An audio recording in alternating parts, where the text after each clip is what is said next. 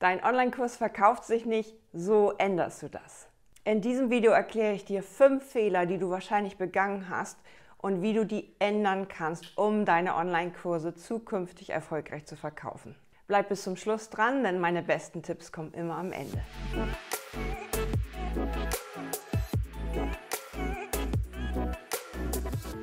Du hast jetzt wirklich nächtelang an deinem Online-Kurs gearbeitet, du hast viel Herzblut reingesteckt und bist der Meinung, das ist einer der Top-Kurse deiner Expertise. Und jetzt kommt das Problem.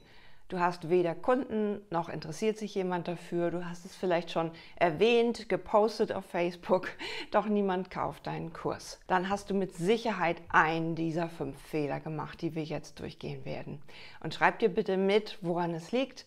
Und dann behebe das Problem, fange nochmal von vorne an, beziehungsweise den Kurs ist fertig, den kannst du schon mal stehen lassen.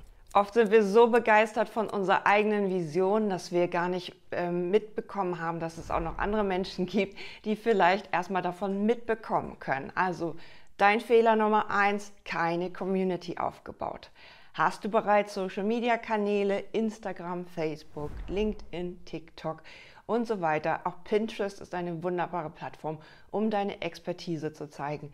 Und ich würde da mal mit einem Kanal richtig anfangen. Also pushe diesen Kanal, bringe immer wieder Content für deine Community auf diesem Kanal.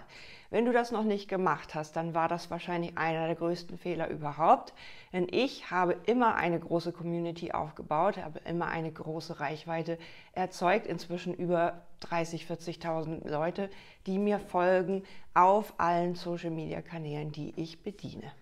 Keine Panik, auch ein neuer Kanal kann super gut laufen, wenn das Thema interessant ist und relevant ist. Dann pusht dich der Instagram-Algorithmus nach vorne. Deswegen fange an mit Reels, fange an mit Videos, um dich zu zeigen. Drehe YouTube-Videos, drehe das kontinuierlich, also jede Woche so ein Video zum Beispiel. Oder mehrere Shorts, Reels, TikToks am Tag, um deinen Kanal wirklich aufzubauen. Bei TikTok habe ich das so gemacht, dass ich 6 Wochen lang mindestens 2 Videos am Tag geteilt habe. In der 5. Woche ist ein Video viral gegangen. Ich habe da dann über 20.000 Follower aufgebaut, innerhalb von kürzester Zeit. Auch du kannst das mit deinem Thema und bitte schäm dich nicht für dein Aussehen, für deine Redeweise. Alles hat seine Plattform, alles hat seine Zielgruppe. Und wenn du dich bei LinkedIn wohler fühlst, dann vernetz dich dort täglich mit 16 neuen Leuten und fange an, mit denen zu reden. Auch das funktioniert. Community aufbauen fängt immer bei dir an, wie sehr bist du bereit, nach draußen zu gehen und dich mit anderen zu vernetzen. Dieser Grund wird der Nummer 1 Grund sein, sich mit dir in Verbindung zu setzen, also deine Art, wie du dich nach draußen gibst, denn KI-Inhalte kann inzwischen jeder, aber deine besondere Art, deine Herzlichkeit, deine Empathie, das kannst nur du und dein besonderes Wissen weitergeben mit deinem Humor oder wie auch immer. Das wird einer der Hauptgründe sein, deinen Online-Kurs zu kaufen, denn ich möchte ja von dir diese Videos anschauen. Wenn ich dich nicht mag, würde ich die mir gar nicht kaufen. Das sieht man ziemlich schnell in deinen Videos. Bringe also rüber, was du kannst und vergiss nicht, Video schluckt sehr viel Energie, also deswegen gebe ich hier immer ein bisschen mehr. 180% in das Video rein, 110 kommen an. Gib ein bisschen, vor allen Dingen am Anfang eines Videos, ein bisschen mehr. So, die besten 3 Tipps, um mit ADHS umzugehen bei deinem Kind. Solche Tipps kannst du rausgeben und gib da wirklich Energie in diese Videos. Du siehst schon, ich arbeite sehr nah am Menschen.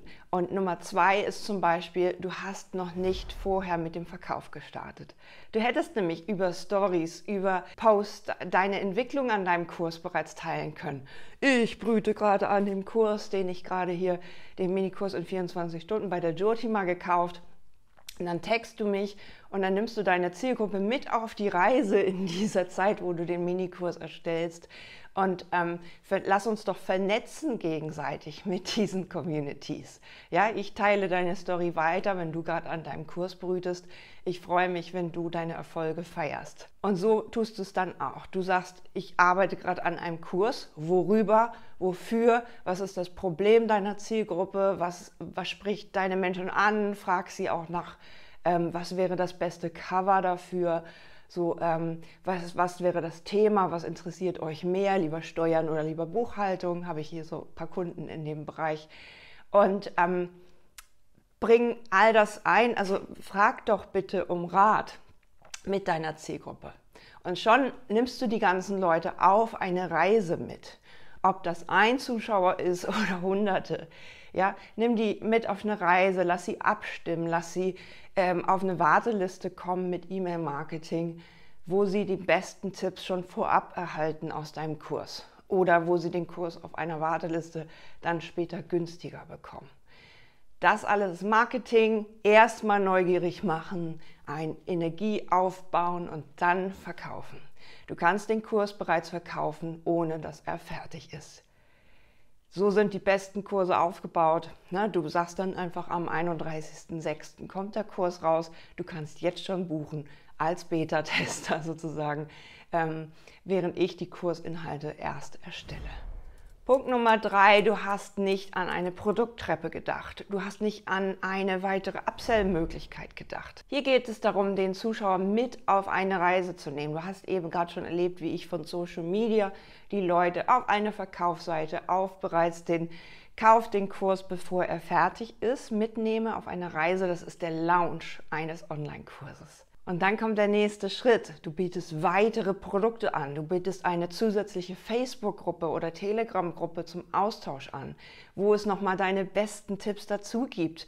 Oder den Austausch mit einer Community, die alle gerade an dem gleichen Thema arbeiten, die sich austauschen mögen. Was sind deine weiteren Upsell-Möglichkeiten von klein, mittel bis groß?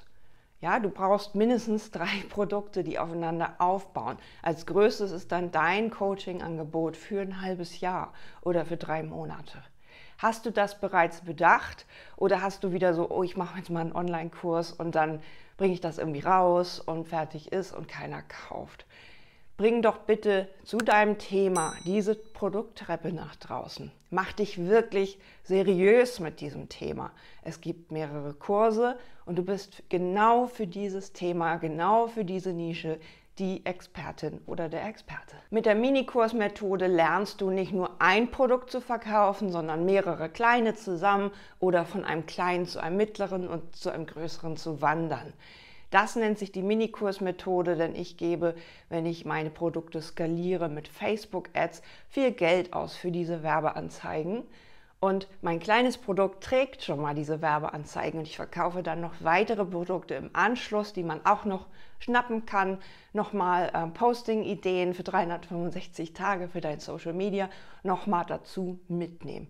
Du kannst ein Einschlafritual für Kinder, du kannst einen weiteren Kurs, du kannst eine weitere Meditation, eine Energiesession oder eine Checkliste dazu anbieten für wenige Euro oder auch für etwas Hochpreisigeres, einen weiteren Videokurs oder Audiokurs, der das Thema nochmal von einer anderen Seite beleuchtet und den ich dann unbedingt auch noch dazu haben muss. Dieses bisschen extra sollte auf jeden Fall immer mit bedacht werden. Und wenn du meine Minikursmethode dir bei Amazon geholt hast als Buch, dann weißt du, wovon ich rede.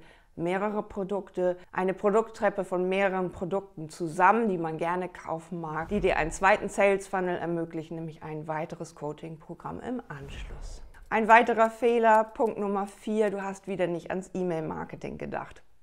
Nur weil dich E-Mails nerven und du sie meistens relativ schnell löscht in deinem Posteingang, soll das nicht heißen, dass E-Mails nicht nach wie vor funktionieren. Denn E-Mails erreichen den Leser zum Beispiel sonntags morgens, an einem Abend, am Feierabend. Und wenn mehrere E-Mails aufeinandertreffen, dann wird der Leser auf dich aufmerksam, denn er wird immer wieder an das Thema erinnert, da muss ich noch einen Workshop anschauen, da kann ich mich jetzt zu einer Challenge anmelden, da kann ich jetzt etwas erfahren über das Thema ADHS oder Aktien oder Mutter-Kind-Kurse oder Ukulele lernen. E-Mails funktionieren und die meisten großen Marketer verkaufen einfach mit E-Mail-Marketing. Nur jetzt auf Instagram und Stories zu setzen, ist eine Sache, aber sobald dein Kanal zufällig gelöscht wird, weil du mal irgendwas Falsches gepostet hast, sind deine Follower weg. Also bring diese Leads in eine E-Mail-Marketing-Liste. Also über einen E-Mail-Anbieter suchst du dir etwas DSGVO-konformes, schreibst E-Mails, Newsletter zu deinem Thema und informierst auch hier wieder mit wertvollem Content deine Zielgruppe.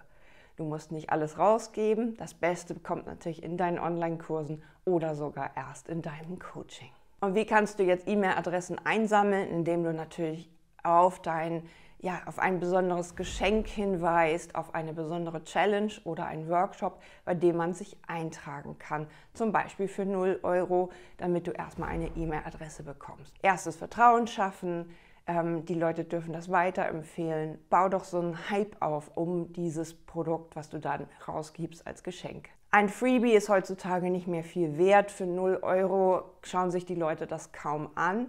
Aber wenn du zum Beispiel einen Minikurs machst für 19 €, 17 € oder 11 €, kannst du ja auch schon E-Mails dranhängen. Denke bitte daran, dass das ein Doppel-Opt-in haben muss und dass sich derjenige auch für deine E-Mails eintragen sollte.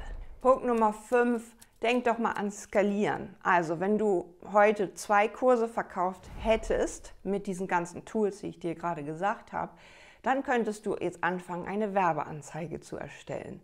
Auch hier würde ich wieder bedenken, hast du einen Kurs oder hast du mehrere? Ist diese Produkt-Tab richtig fertig? Gibt es diese Einträge in ein E-Mail-Marketing-System? Dann kannst du beginnen, Ads zu schalten. Auf Meta, auf YouTube, auf Google Search, was auch immer. Ich würde erstmal organisch verkaufen und gucken, ob sich etwas tut, ob du jetzt irgendwie Fortschritte hast mit diesen Tipps, die ich dir gerade gegeben habe. Und dann fängst du an, den Hahn aufzudrehen mit Werbeanzeigen. So wirst du zur Expertin oder Experten deines Fachs, denn Werbeanzeigen haben natürlich einen großen Markenbildungsfaktor. Auch hier würde ich das Geld nicht verballern, sondern wirklich gucken, ist es das Produkt wert? Hat das schon jemand gekauft? Haben Beta-Tester das gut gefunden und dir Feedbacks gegeben auf deiner Landingpage? Hast du wirklich 10 Resultate von Kunden, die wirklich damit was anfangen konnten? Schon ist die Möglichkeit gegeben, dass dein Kurs jetzt viel interessanter ist als vorher. Erst dann würde ich anfangen mit Werbeanzeigen, erst dann würde ich anfangen zu skalieren und bedenke immer dran, wenn du das Ganze per Hand freigibst, diesen Online-Kurs, selbst dann hast du immer noch Zeit gegen Geld getauscht. Also denk an die Automatisierung, denk an das Skalieren von Produkten. Du kannst heute tausende Produkte verkaufen, ohne dass du einen Handschlag machst. Du brauchst natürlich erst deine Produkte, deine Verkaufsseiten und diese ganzen Anbindungen an E-Mail-Marketing. All das kann man lernen. Komm doch gerne zu einem Gespräch bei mir. Ich bin die Expertin für Minikurse, für Online-Kurse und für automatisiertes Online-Business. Gerne lerne ich dich unverbindlich in einem Lighthouse-Check kennen und wir besprechen deine digitalen Chancen im Online-Marketing. Alles Liebe, deine Jyotima. Sei ein Leuchtturm, kein Teelicht.